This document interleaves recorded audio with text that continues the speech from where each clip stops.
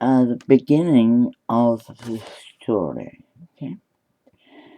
My father was working for Martin Metals non-ferrous Limited in England, UK, when he first began.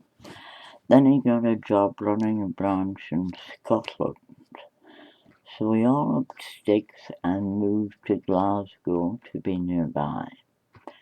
When the English part of the scrap metal company went out of business, my father kept the name and continued trading on a semi-retired basis. But as he himself said, I like to keep my hand in.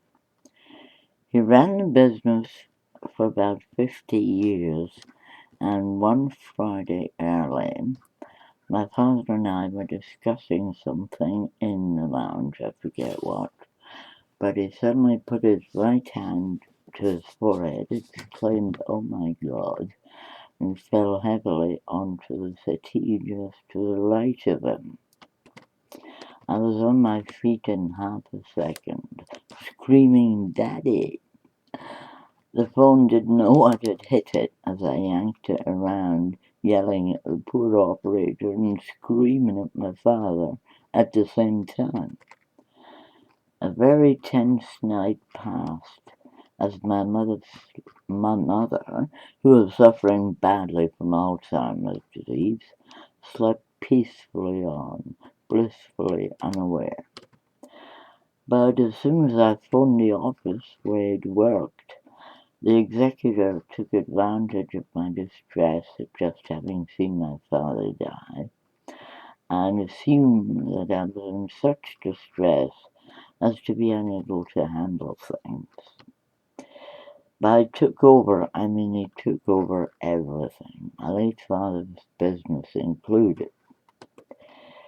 He had Bupa Nursing Company in the UK sent 3 nurses on a 24-hour basis, and what I thought was to look after my mother only.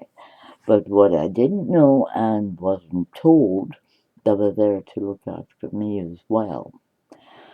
I wanted to go visiting once somewhere, and I forget where, and I foolishly told one of the nurses caring for my mother, who then, when I was out of earshot, the nurse phoned the executor and told it. His wife and brother arrived to find out where I was going. I refused to tell them. Then the brother took one arm as his wife took the other, and holding me upright with both arms stretched out to both sides, started to walk me back up the drive towards the family home. Halfway there, the wife released an arm to unlock the back door, which the brother grabbed instantly.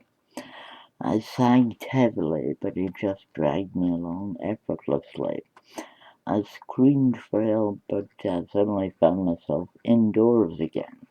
I must have passed out briefly, with the brother blocking the door.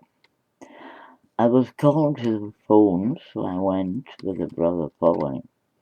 After a chat, I handed the receiver to the wife, but the brother blocked the exit, keeping me in, till his wife said to him, "It's okay, let her go," whereupon I slipped past him and got away. At one point I was in a hospital for the homeless, where I had the executive people all around me. When I got a phone call on the hospital's payphone from a company I knew to exist, but which I never made contact with. Soon after this, I was lying in bed almost asleep when I got a dream image of Carrie Fisher in her costume and robe. I hope you remember Miss Fisher when she played the part of Princess Leia Organa in the Star Wars trilogy. I like to believe that was a message from my late father, received through mediumship powers I didn't even know I had. And he was telling me, "Fight, my little princess, you can do it." And even though I had no idea what I was supposed to be fighting for, I started to fight because I trusted those visions, which are impossible to simulate in any way.